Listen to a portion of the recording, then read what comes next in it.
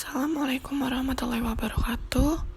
Kami dari kelompok 9 izin mempresentasikan pembahasan dari kelompok kami tentang etika dan hukum kesehatan dalam pemberantasan penyakit menular.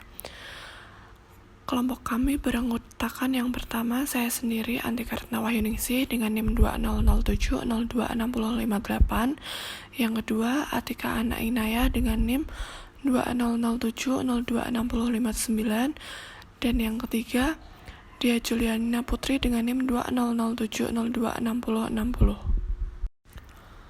Pokok pembahasan yang akan kami bahas yaitu yang pertama pengertian penyakit menular, yang kedua cara penularan penyakit menular, yang ketiga jenis-jenis penyakit menular, yang keempat dasar hukum penyakit menular, dan yang kelima analisis kasus tentang penyakit menular.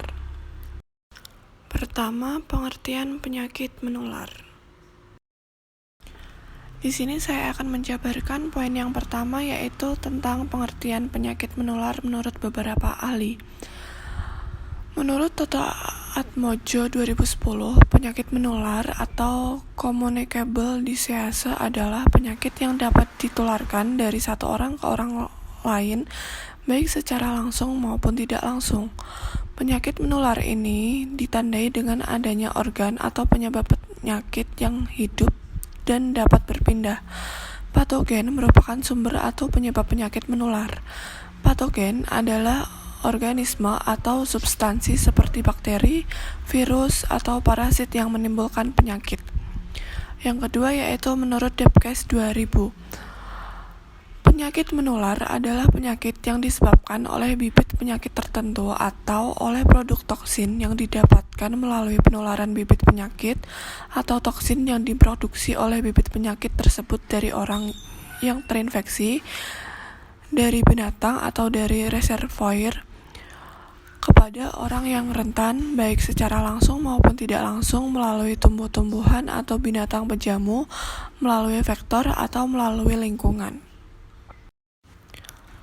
Faktor penularan penyakit. Suatu penyakit dapat menular dari orang yang satu ke orang yang lain karena 3 faktor berikut, yaitu yang pertama agen atau penyebab penyakit, yang kedua host atau induk semang, dan yang ketiga route of transmission atau jalannya penularan. 2. Cara penularan penyakit menular. Poin yang kedua adalah cara penularan penyakit. Cara penularan penyakit ada 3 cara, yaitu 1. Penularan langsung, 2. Penularan tidak langsung, dan yang ketiga penularan melalui udara. Di sini saya akan menjabarkan satu persatu. Di sini saya awali dengan pendahuluan terlebih dahulu. Penularan penyakit merupakan mekanisme di mana penyakit infeksi ditularkan dari suatu sumber atau reservoir kepada seseorang. Cara penularan merupakan gambaran mekanisme bagaimana agen penyebab penyakit bisa menular kepada manusia.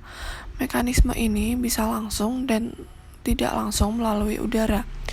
Berdasarkan cara penularannya, penyakit menular dikelompokkan menjadi 3, yakni yang pertama penyakit penularan secara langsung. Penularan langsung merupakan mekanisme yang menularkan bibit penyakit langsung dari sumbernya kepada orang atau binatang lain melalui port d'entrée.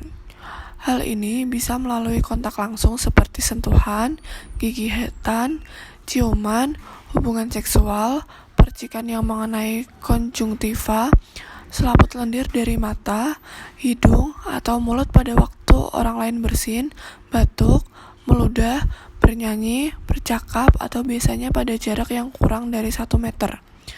Yang kedua yaitu penularan tidak langsung. Penularan tidak langsung dibagi menjadi 2 tahap, yaitu vector-borne dan juga bibit penyakit.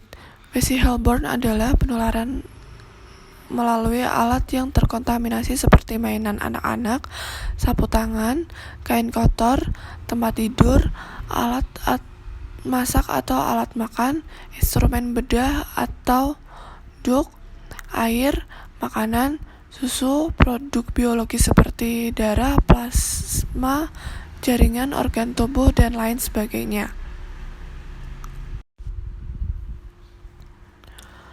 Penularan penyakit yang ditularkan melalui binatang seperti bibit penyakit ini ditularkan oleh binatang, bukan serangga.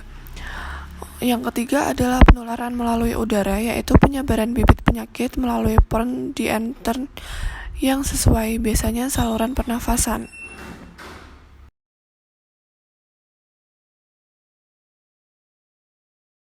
Yang ketiga yaitu jenis-jenis penyakit menular. Jenis-jenis penyakit menular telah diatur dalam Peraturan Menteri Kesehatan Republik Indonesia Nomor 1501 Tahun 2010 tentang jenis penyakit menular tertentu yang dapat menimbulkan wabah dan upaya penanggulangannya pada Pasal 4 Ayat 1 yang berbunyi jenis-jenis penyakit menular tertentu dapat menimbulkan wabah. Contohnya yaitu yang pertama ada kolera. Kolera merupakan kejadian diare yang ditandai dengan buang air besar yang menguncur seperti cairan besar dan berbau khas, sehingga dalam waktu singkat tubuh kekurangan cairan atau dehidrasi. Pada pemeriksaan spesimen tinja ditemukan kuman kolera atau Vibrio kolera dan atau dalam darah ditemukan zat antinya. Kemudian yang kedua yaitu DBD atau demam berdarah dengue, memiliki gejala demam tinggi mendadak 2-7 hari disertai tanda-tanda pendarahan berupa bintik-bintik merah, mimisan, pendarahan pada gusi, muntah darah, berak darah, pemeriksaan laboratorium dari sediaan darah, hematokrit naik 20% dan trombosit kurang dari 100.000 mm3 dan serologis positif. Kemudian yang ketiga yaitu ada campak. Campak mempunyai gejala panas tinggi dengan bercak kemerahan di kulit serta salah satu gejalanya yaitu batuk, pilek, dan mata merah. Kemudian ada polio. Polio mempunyai gejala demam disertai dengan lumpuh, layuh, mendadak, dan pada pemeriksaan tinja ditemukan virus polio. Kemudian ada difteri, yaitu mempunyai gejala demam disertai adanya selaput tipis putih keabu-abuan pada tenggorokan, kering, yang tak mudah lepas, tetapi mudah berdarah. Pada pemeriksaan usap tenggorokan atau hidung terdapat kuman difteri. Kemudian ada rabies. Rabies mempunyai gejala patogenomik, takut air, takut sinar matahari, takut suara, dan takut udara. Gejala tersebut disertai dengan air mata berlebihan, air liur berlebihan, timbul kejang bila ada rangsangan, kemudian lumpuh dan terdapat tanda bekas gigitan hewan penular rabies. Kemudian ada malaria.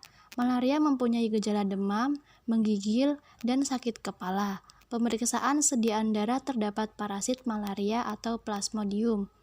Kemudian yang terakhir yaitu ada hepatitis, adalah penyakit yang disebabkan oleh virus hepatitis dengan gejala klinis demam, badan lemas, mual, selaput mata berwarna kuning, atau air kencing berwarna seperti air teh.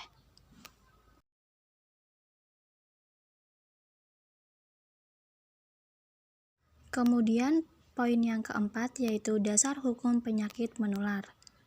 Dasar-dasar hukum penyakit menular yang pertama yaitu pencegahan, pengendalian, dan pemberantasan penyakit menular secara hukum merupakan tanggung jawab dan kewajiban pemerintah. Hal ini tersirat dalam Undang-Undang Nomor 36 Tahun 2009 tentang Kesehatan Pasal 135-136. Kemudian yang kedua, dalam rangka mengendalikan penyakit-penyakit menular, terutama penyakit-penyakit yang berpotensi untuk menimbulkan wabah, pemerintah telah mengeluarkan Undang-Undang Nomor 4 Tahun 1984 tentang wabah dan penyakit menular. Kemudian yang terakhir, dalam Undang-Undang Kesehatan Nomor 36 Tahun 2009, ketentuan tentang wabah disebutkan pada pasal 156. Wabah dan penanggulangan penyakit. Wabah adalah kejadian terjangkitnya suatu penyakit menular dalam masyarakat yang jumlah penderitanya meningkat secara nyata, melebihi keadaan lazim pada waktu dan daerah tertentu. Penanggulangan penyakit sendiri telah diatur dalam Undang-Undang Nomor 36 Tahun 2009, Pasal 152 yang menyatakan bahwa pemerintah bertanggung jawab terhadap kejadian penyakit menular.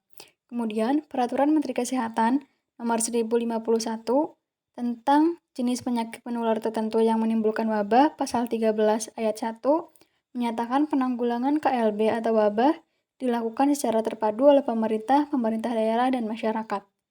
Kemudian, pada ayat 2 dijelaskan bahwa penanggulangan KLB atau wabah sebagaimana dimaksud pada ayat 1 meliputi: pertama, penyelidikan epidemiologis; kedua, penata laksanaan penderita yang mencakup kegiatan pemeriksaan, pengobatan, perawatan, dan isolasi penderita termasuk tindakan karantina. Yang ketiga, pencegahan dan pengebalan. Yang keempat, pemusnahan penyebab penyakit. Yang kelima, penanganan jenazah akibat wabah. Yang keenam, penyuluhan kepada masyarakat.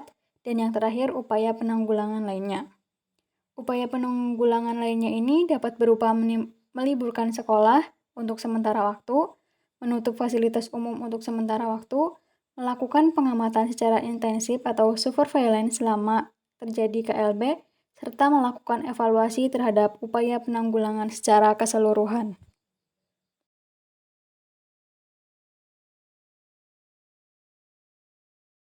Untuk analisis kasusnya, seperti yang kita ketahui bahwa kasus COVID-19 di Indonesia sangat menggemparkan masyarakat dan menimbulkan ketakutan dari berbagai kalangan.